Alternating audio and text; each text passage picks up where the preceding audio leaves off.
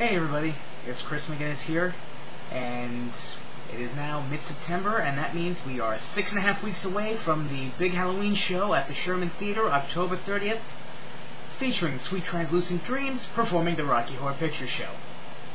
I can't believe it myself, 6.5 weeks to go. Are you excited? Well, damn it, get excited. We're not friends anymore. God. People, I swear.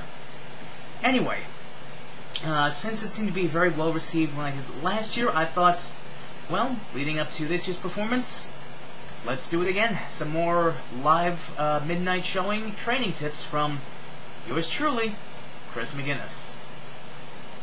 Now, I will admit I don't recall off the top of my head exactly what I discussed in last year's training tips videos. I mean, it shouldn't be too hard for me to figure out since I only did 2 or 3 of them all total, even though I wanted to do more, but time being what it was got away from me, and that's not the point. That's not the point. The point is I'm going to try to do quite a few this year. I'm going to try to hopefully do at least 1 a week leading up to the show. Or perhaps 2 some weeks if I'm able to get to it and think of interesting topics to discuss participation-wise. And I'll probably review what I talked about last year. So anyway, we'll go with the first video here. I will say I do apologize if I end up scratching my face or my forehead. As you can probably see, I got sunburned over the weekend and I'm starting to peel, so yeah, not going to be a pleasant couple of days for me. But enough about that, on to the matter at hand, training for the callbacks and other aspects of audience participation. Tonight we'll focus on basically what I consider create your own callback. Now, there are a lot of moments in the film that have specific callbacks that seem to work for every showing. Like, they're not necessarily the be-all, end-all, and the only correct callback, but there are a lot of lines that just seem to merit, its own particular callback, regardless of the situation. Perfect examples I can think of is, the criminologist's first appearance on the screen when he begins, with his lens, I would like, and the audience usually responds, you would you? And things of that nature. But I'm thinking of callbacks where, you can pretty much make up whatever you want, and it usually works. Going to focus on a specific type of callback, which I'm calling the "Take That" callback, which is basically a line that you shout out that pokes fun at someone or something in response to something happening on screen or a line spoken in the dialogue. For example, we'll go with the first thing that comes to mind, the intro of the song "I Can Make You a Man." Now, as the song begins, there's a little piano flourish, and if that's not the correct terminology, I do apologize. I'm not a music person. I don't know all the technical terms. I'm just going with what I know. So anyway, there's a few notes of piano that are played before the song begins, and there's a pause between when the piano stops and before Frank sings the first line of the song. Now, usually a great line to throw out is, describe, and then you insert a person's name. Usually can be a person that you feel deserves, scorn, ridicule, that sort of thing, or just, throw out any name. I know on the audience participation album that came out several years ago, before the song starts, you hear a small crowd of girls shout out, "Describe Jimmy." And the first line being, of the song being a weakling weighing 98 pounds, and the girls yell back in response, "That's Jimmy." I've taken to inserting the names of people that I feel deserve scorn and ridicule, and that I just don't like. As I've said before, such lucky recipients of this callback have included Carson Daly, Ryan Seacrest, Justin Bieber, basically anyone that you think this person sucks, they need to make fun of. Oh, and it's not limited to just real people. Also, you can use absolutely anyone. Fictional characters work. I've shouted describe Edward Cullen, and got plenty of cheers for it because, let's face it, no one in their right mind who likes Rocky Horror should like Twilight. In fact, no one in their right mind should like Twilight. But that's just one man's opinion.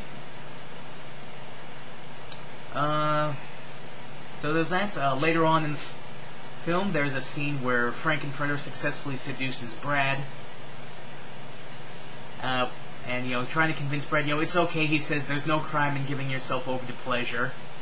And the typical response to that is usually, it is in, and you then insert the name of a city or a town. It could be your own hometown, a city nearby you, a city you don't like, a state that you're not too fond of. So, basically, so like, for example, Frank says, there's no crime in giving yourself over to pleasure, and the audience responds, it is in New Jersey.